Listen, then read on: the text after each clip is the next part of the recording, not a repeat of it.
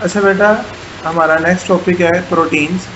Protein आपके पास अगर long question में आता है तो कितना लिखना है, शॉर्ट में आएगा तो कौन कौन से शॉर्ट में कितना कितना लिखना है, वो सारा आज हम इसी टॉपिक में पढ़ लेंगे।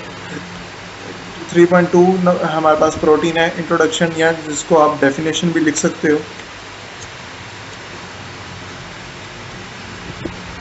डेफिनेशन आपके पास, डेफिनेशन क्या है बेटा, सिंपल सी आपके पास डेफिनेशन है कि सॉरी ये क्या हो रहा है, protein are complex nitrogen containing compound that is made up of small unit called amino acids. आपके पास प्रोटीन एक मैक्रो मॉलिक्यूल है जो अमीनो एसिड से मिलता है। आप इस तरह से एक रख सकते हैं अपने जहन में, जिस तरह पॉलीसैकेराइड एक मैक्रो मॉलिक्यूल है जो मोनोसैकेराइड से मिलकर बना हुआ है, इसी तरह जो प्रोटीन है बेटा वो आपके पास किससे मिलकर बनी होती है, अमीनो एसिड से मिलकर बनी होती है। अब इसकी कंपोजिशन के ऊपर आए, जो प्रोटीन है वो mainly carbon, hydrogen, oxygen, nitrogen और सल्फर से क्या हुई होती है, मिलकर बनी होती है। और अमीनो एसिड आपस में किस तरह से मिलते हैं बेटा, पेप्टाइड बॉन्ड के जरिए। इस बॉन्ड के जरिए, पेप्टाइड बॉन्ड के जरिए। पेप्टाइड बॉन्ड इस तरह से नजर आता है। अभी नाम भी याद करें तो कोई मसला नहीं है, नेक्स्ट डे जो हमारा लेक्चर होगा वो इसी के ऊपर है। अच्छा, इसके बाद प्रोटीन के रोल क्या हैं। Protein is found in all living things. कोई भी लिविंग थिंग ऐसी नहीं है अभी तक आइडेंटिफाई हो सकी जिसमें प्रोटीन ना हो। प्रोटीन आपका बोनी नॉन बोनी पार्ट दोनों बनाते हैं और सेल का मेन आपके पास पार्ट है। 50% ड्राई वेट जो होता है सेल का वो प्रोटीन है। प्रोटीन मसल्स में भी पाई जाती हैं, स्किन में भी पाई जाती हैं, हेयर में भी पाई जाती हैं, नेल्स में भी पाई जाती हैं, वूल में भी पाई जाती हैं, फीदर्स में भी पाई जाती हैं। और प्रोटीन का क्या काम है, ये बॉडी के स्ट्रक्चर को क्या करते हैं, मेंटेन रखते हैं और वाइटल फंक्शन परफॉर्म करते हैं। वाइटल फंक्शन परफॉर्मेंस में क्या है, एंजाइम्स है। एंजाइम के बगैर हम जिंदगी गुजार नहीं सकते, मसल्स के बगैर हम जिंदगी गुजार नहीं सकते। तो ये सारी चीज़ें प्रोटीन से ही मिलकर बनी होती हैं। अब अमीनो एसिड क्या है।